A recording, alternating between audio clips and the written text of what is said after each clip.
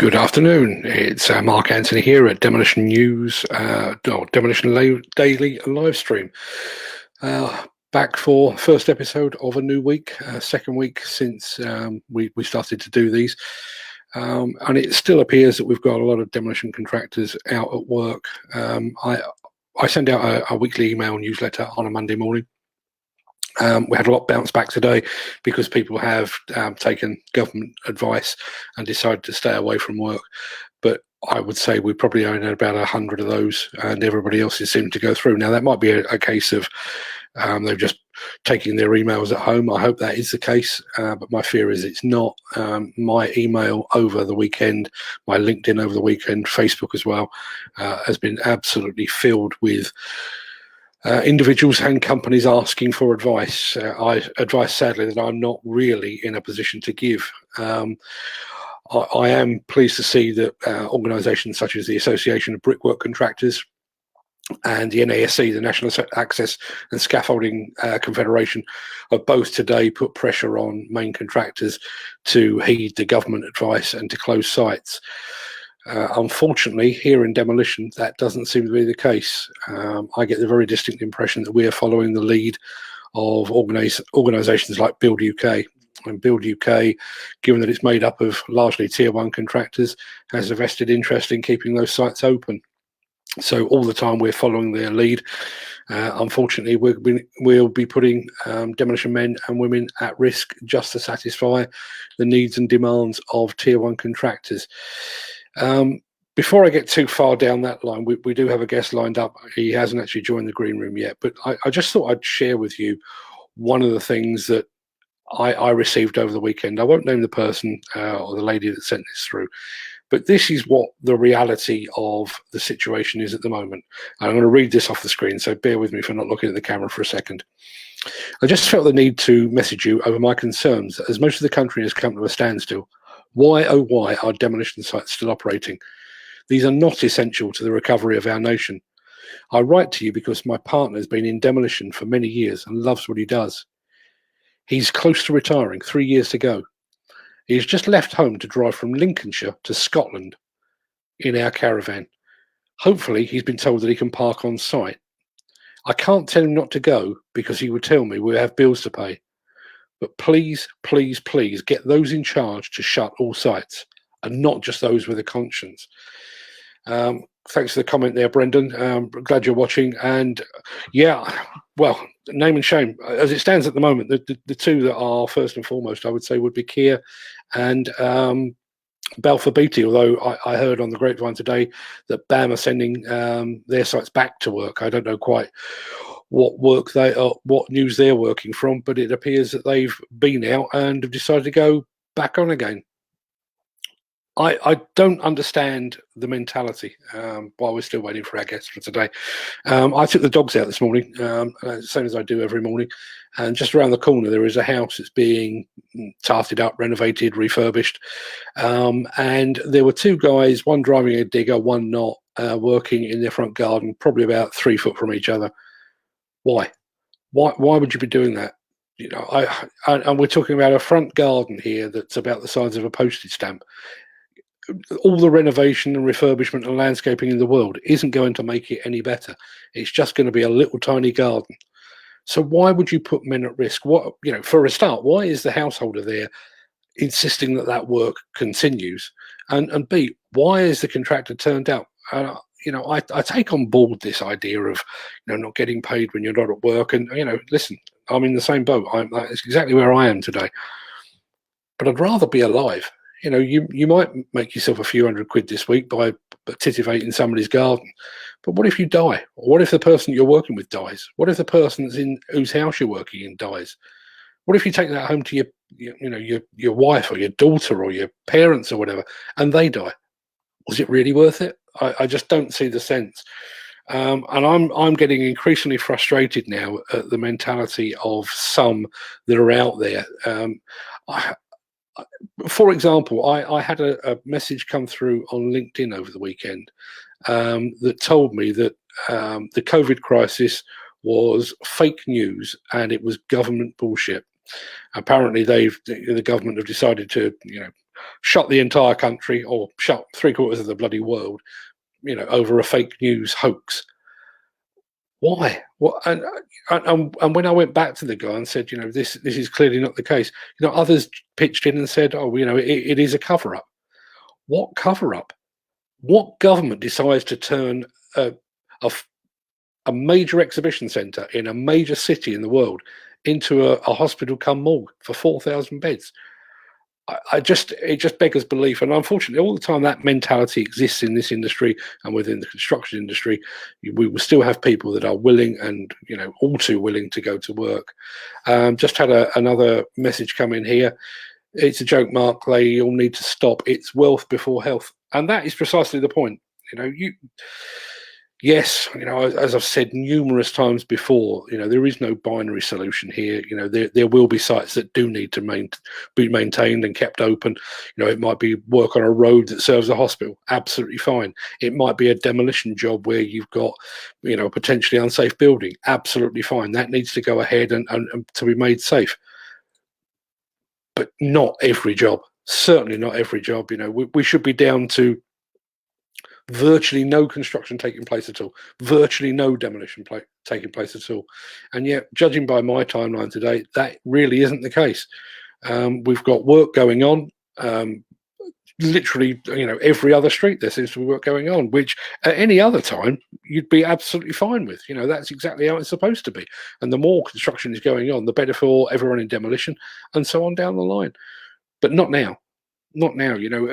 There is a huge risk out there for us, for the people that work with us, for our families, and it's just a nonsense, an absolute nonsense.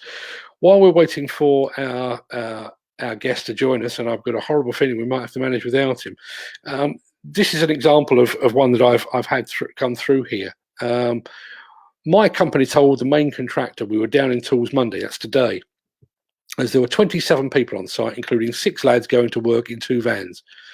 The main contractor told us we were contracted and they had another company walking around the job within half an hour pricing it. Can they take the contract from us? The absolute truth is, I don't know. I really don't know the answer to that. As I say, I'm hoping our guest can actually join us, because he will be a much better position to answer that than I would. But why is that even a question? Why are we in a position where somebody's having to raise that as a problem? You would have thought in this day and age to go to a contractor and say, we've assessed the risks. We've assessed the risks for ourselves, for yourselves, for everybody that's involved in this job, and we have decided it isn't worth the risk. We can't mitigate the risk that is present there for all the people that are working on this site, and therefore we're stopping. In any other situation, you would like to think that sort of pronouncement would be greeted with, well, hats off for taking the proper stance. Well done for coming to the party and acting accordingly. That's not where we are. That's not where we are by an awfully long way. And I really seriously don't know where we go from here. Particularly when you've got a situation, we're being told here in the UK that there's every likelihood that this lockdown or a partial lockdown could go on until June. Does that actually mean, does that mean we've got tier 1 contractors and major contractors and main contractors out there that are genuinely expecting to carry on working right the way through this? Unfortunately, as it stands today, I do fear that it absolutely is. I can see there's a few people commenting now. If you've got any more comments, please fire them in, because as I say, we're still waiting for our guest to join us. I'm hoping he's going to join us. But we'd love to know your experience. Are you at work? Are you watching this from your place of work? If you're at home, how long have you been at home? How long are you planning to stay at home? And even how are you keeping yourself busy? One of the things that we touched on in one of our episodes last week was the fact that, I hate to admit it, but I think we're all slightly defined. Well, excuse me. I think we're all slightly defined by our jobs. Regardless of what time my alarm goes off, I get up the same time every day. And that's just the way it is. And I'm sure that's exactly the case with you guys as well. Guys and girls, my apologies. I've got another message here from Rosie in Birmingham. I don't even need to comment on that. Shut down all sites, name and shame the greedy money grabbing execs that have no concerns for the workforce of our nation. there you have it. That's absolutely where we are right now. I can't stress enough. There is so few jobs out there that are absolutely mission critical. Those that are staying open, by and large, at this point, are staying open out of nothing more than greed. And it's labouring a point now. It really is. We're all struggling. I sat here the entire weekend trying to work out how I would make ends meet for the next few months. Just to give you an idea, during the month of March, I've issued 6, possibly 7 invoices. Not one of them's been paid. And I'm disappointed because a couple of the people that have been invoiced in there are usually very good, payers. They pay on the money and on time. They haven't this month. And to a degree, I understand that. But, that has a knock-on effect. I haven't been paid, so some of the people that I have to pay, some of the bills I have to pay, they haven't been paid either, and so on down the line. So, all the time, this is passed down the line. And unfortunately, it's the likes of self-employed operators and self-employed labourers and agency workers that will really be punished by what is going on at the moment. Rosie's back again. Thanks, Rosie. Not sure if... yeah, we know someone that's still working, but he's worried about it, and he's absolutely right to be worried about it. If you walked onto a demolition site and there was a girder hanging off the side of the building, you wouldn't walk under it, and you wouldn't walk under it for good reason. It's because it's risky, it's hazardous, it could kill you. Where's the difference? We know for a fact that there is a virus out there that has the potential to kill. So why are we still sending men into harm's way in the way that we are? It makes no sense. It is just pure greed. I think we'll just have to accept the fact that our guest, for one reason or another, isn't going to make it. So I'm kind of relying on you guys to send us your comments. My understanding is, as it stands at the moment, that a lot of the major London contractors have certainly shut up shop. Although I know it's not all of them. But where are you in the world? If you're up in the north, northeast, northwest, if you're in the Midlands, are you still at work? my apologies, got a bit of a frog in the throat. Need a drink. Bear with me.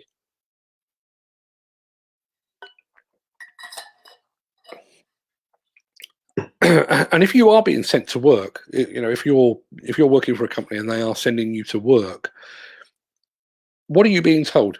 What are you being told by your employer? Are you being told that they're being forced, they're being bullied by the contractor they're working for, or is this just your demolition contractor, your employer that is desperate to keep at work? Gordon, thanks for your message. There's a big difference between need and greed. Damn right there is. But unfortunately, we seem to be in a position right now where the two have become interchangeable. I wish I had a magic wand where I could actually analyse what work was going on and what work was absolutely necessary. As I said earlier, if you're building a road that leads to a hospital and that hospital is likely to see a huge influx of new cases, damn right, carry on building, put more men on it if necessary, if that's what it takes to get the job done.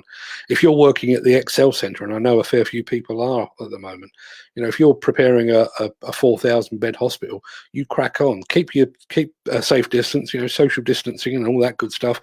Don't hang around in the canteen and heed the government advice, but crack on. The nation needs that facility, much as it needs, conversions to the NEC and the GMEX up in Manchester.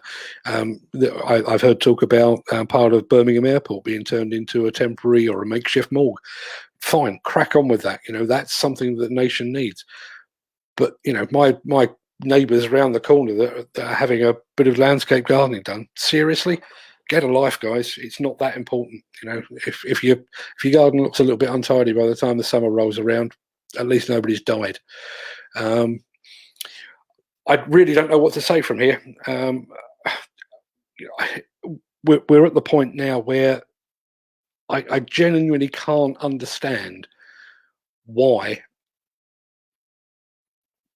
we haven't had more leadership. And it's easy to point at government, and I do on a regular basis. It's easy to point at government and say you should have been more clear in your demands for sites to close and that kind of thing. And I take that on board. But ultimately, we're talking about major companies here, with very intelligent, highly intelligent people that are leading these companies, and they are making a decision. They are making a decision to stay open rather than to make a decision to close. I realise that they have shareholders to satisfy and they have dividends to meet. But, if after all of this, it turns out that, by keeping sites open, Balfour Beatty or Kia or BAM or any of the major contractors were directly or indirectly responsible or involved in the death of one worker, two workers, 50 workers, 100 workers. What value is that company then? Had a message in here from Paul Heath. Led to believe main principal contractors being forced to stay open by the end client. I'm sure there is a degree of that, but it's up to subbies to make a stand and force them to close. Unfortunately, it is. It absolutely is. But we've certainly seen this with price undercutting in the past, where if you try to get the price of a job up, there is always somebody out there that will be willing to take on that job for a little bit less. And unfortunately, as it stands today, I think if you decide you're going to down tools, chances are there's somebody just around the corner who will decide, no, actually, we'll take that on. We could do with a few quid and keep our guys busy regardless of the risks. Message here from Paul Boakes. Haven't worked since 20th of February. Wow. Got to stay positive. Job round near me working. Pulling up footings.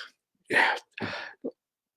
It's Paul, listen, I feel for you, hard enough being out of work, but to but to see a job going on and by the sound of it, a largely pointless job, just endlessly frustrating. It really is.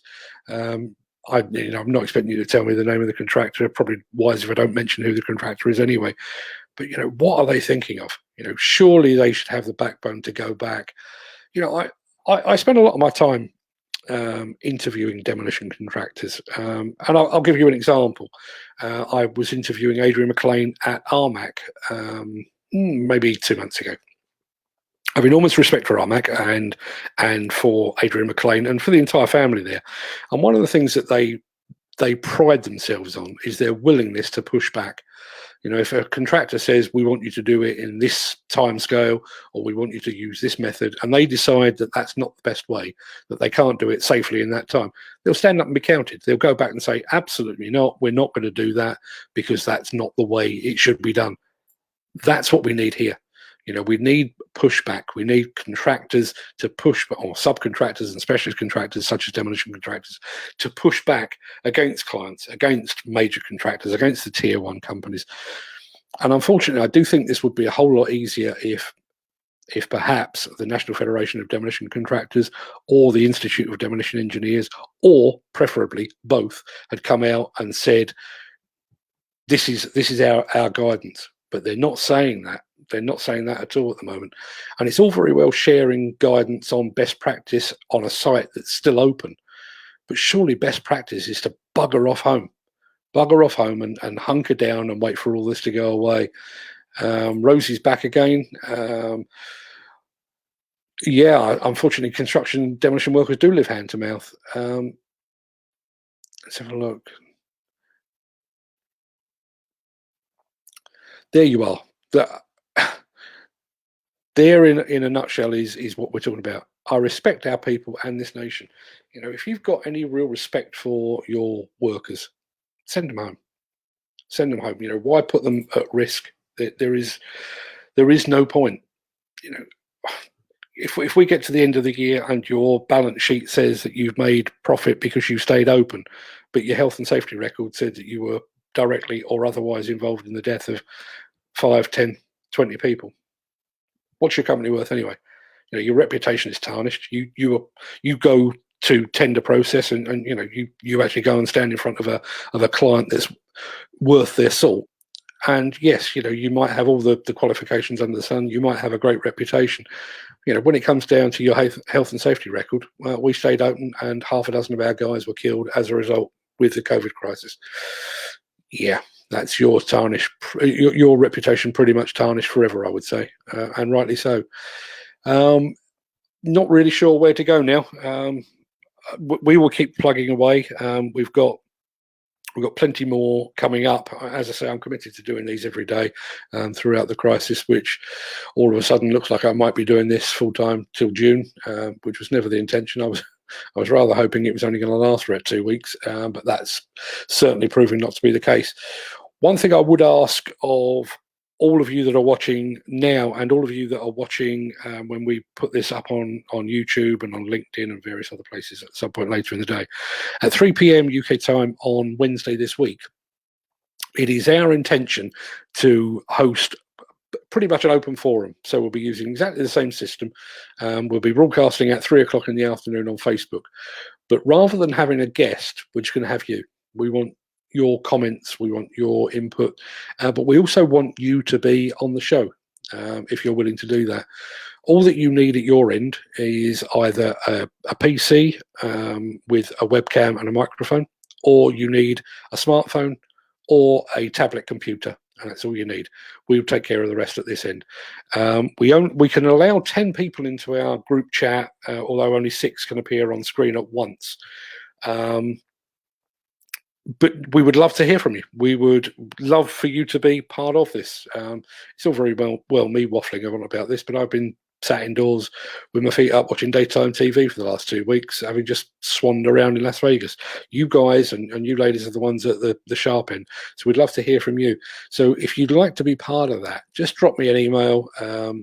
If I can figure out the technology, you will shortly be seeing, there you go, that should be my email address going across the bottom of the screen.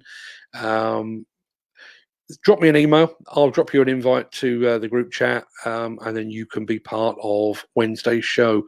Unfortunately, I've had a couple of missed calls here, which I've got a horrible feeling might be our guest who couldn't make it. Probably got stuck somewhere else. So I'll try and get him back again tomorrow. But in the meantime, guys, ladies, please stay safe. Keep your family safe. If there's anything I can do, you know where I am. If you fancy a chat, you know where I am. You've got my email address. I'm on FaceTime, and I'll happily pick up the tab for that. Until tomorrow at 3 o'clock, stay safe, look after yourselves, look after each other, look after your families. Put any pressure you can on your employers if they haven't already shut up shop.